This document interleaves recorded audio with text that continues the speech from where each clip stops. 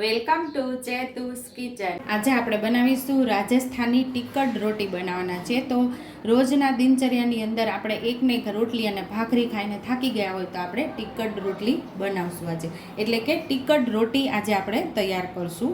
તો એના માટે અહીંયા આપણે 1 કપ રેગ્યુલર ઘઉંનો લોટ લીધો છે અને પોણા કપ જેટલો અહીંયા જાડો ઘઉંનો એટલે જાડો લોટ લીધો છે, જે ભાખરીનો લોટ હોય છે એ લોટ લીધો છે। એ તમારી પાસે ન હોય તો તમે એની જગ્યાએ રવો લઈ શકો છો।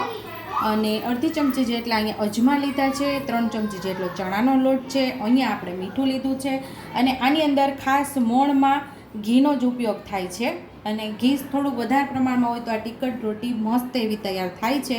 અને રેગ્યુલર મસાલાની અંદરથી જે મસાલાની જરૂર પડશે એનો ઉપયોગ કરી અને ટિક્કડ રોટી આપણે આજે તૈયાર કરશું। તો અડધી વાટકી જેટલો આપણે જાડો લોટ જે ઘઉંનો ભાખરીનો લીધો છે એ અહીંયા ઉમેરી દઈશું અને 1 કપ આપણે ઘઉંનો લોટ જે રેગ્યુલર રોટલી બનાવીએ છીએ એ લોટ લીધો છે। અહીંયા આપણે 3 ચમચી જેટલો ચણાનો લોટ લીધો છે, અડધી ચમચી જેટલા આપણે અજમા લીધા છે, એના હાથેથી મસળીને આપણે ઉમેરી દઈશું।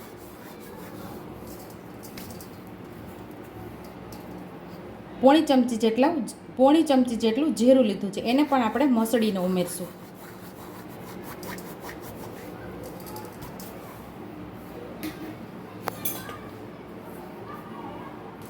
સ્વાદ મુજબ આપણે મીઠું ઉમેરશું, પિંચ જેટલી હળદર ઉમેરશું, અડધી ચમચી જેટલું લાલ મરચું પાવડર ઉમેરશું। આની અંદર લસણવાળી ચટણી ઉમેરાય છે, પણ આજે લસણવાળી ચટણી આપણે નહીં ઉમેરીએ, માત્ર લાલ ચટણી ઉમેરશું। અને તમને ફાવતી હોય તો લસણવાળી ચટણી ખાંડી અને 8 થી 10 કળી લસણની ખાંડી અને અડધી ચમચી જેટલું લાલ મરચું પાવડર ઉમેરી અને આની અંદર ચટણી ઉમેરી શકો છો। અને એકાદી ચમચી જેટલી કસૂરી મેથી પણ તમે અહીંયા ઉમેરી શકો છો। અહીંયા હવે આપણે ઘીના મોણનો ઉપયોગ કરશું। અહીંયા આપણે દેશી ઘી લીધું છે, તો 3 ચમચી જેટલું ઘી આપણે ઉમેરી દીધું છે અને સરસ મોણ આપણે દઈ લેશું। હવે બધું સરસ મિક્સ કરી લેશું।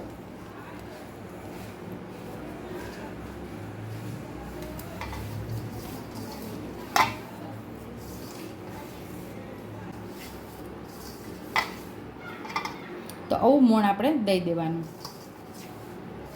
હવે આપણે એને લોટ બાંધી લેવાનો, કઠણ એવો આપણે લોટ બાંધી લઈશું।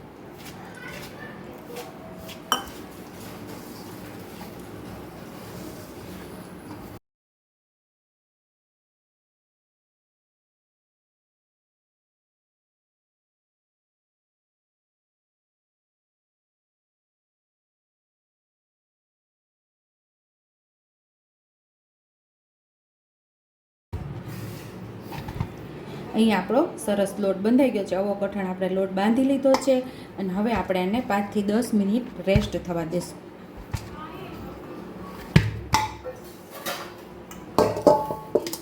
તો અહીંયા 5 થી 7 મિનિટથી આપણો લોટ રેસ્ટ થાય છે, તો હવે આપણે એને પૂણવી લઈશું। કારણ કે આપણે આની અંદર જાડો લોટ નાખ્યો હોય એટલે સરસ પાણી પી લે અને સરસ એવો પૂણ આવી જાય લોટની અંદર।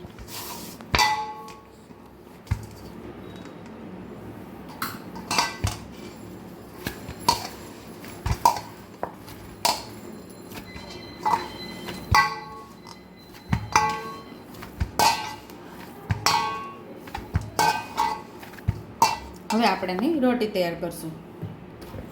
આવો થોડો મોટો લુઓ લેવાનો છે,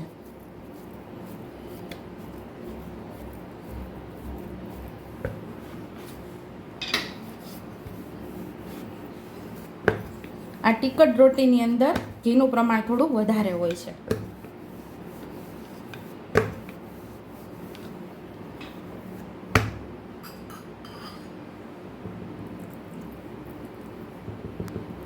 આવી રીતે ઘી લગાવી લેશું।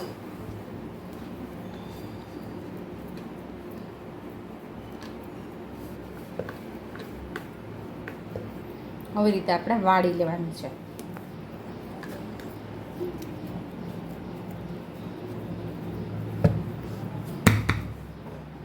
હવે આપણે એને વણી લેશું।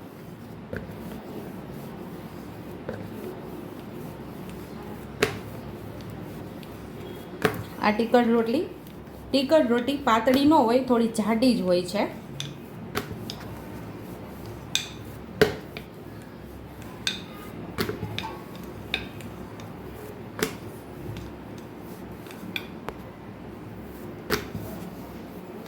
ગેસ ઉપર આપણે તવી પણ તપવા રાખી દીધી છે.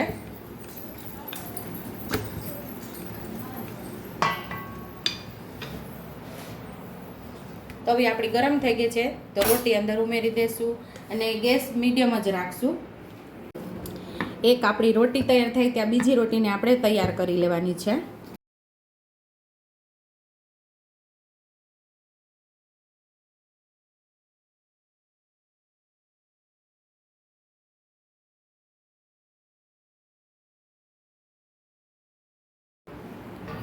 હવે આપણે આને સાઈડ ચેન્જ કરી લઈશું અને ધીમા તાપ ઉપર એટલે ધીમા ગેસ ઉપર જ આપણે આને પકાવવાની છે.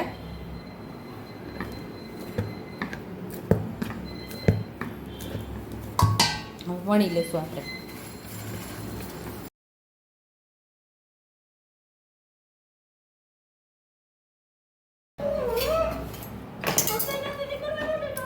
ફેરવીને સરસ આપણે બધી સાઈડથી સરસ પકાવી લેવાની છે.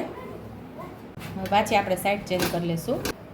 તો અહીંયા આપણી ટીકડ રોટી તૈયાર થઈ ગઈ છે. તો ડીશમાં લઈ લઈશું અને સરસ એવું ઘી લથપથ લગાવી લઈશું.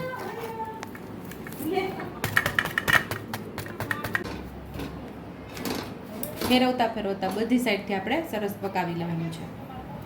અને તમને ગેસ ઉપર ન ફાવે તો આવી રીતે જાળી મૂકીને પણ તમે સરસ રોટીને શેકી શકો છો.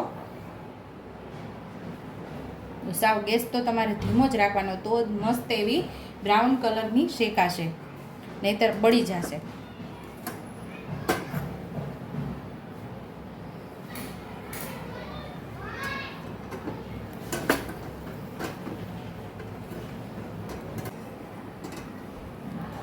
તો અહીંયા આપણી રોટી તૈયાર થઈ ગઈ છે. આવી જ રીતે બે સાઈડથી મસ્ત એવી શેકી લેવાની છે.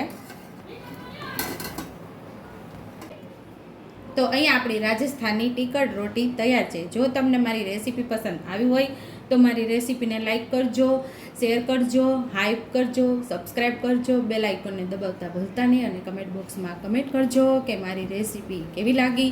તો આવજો.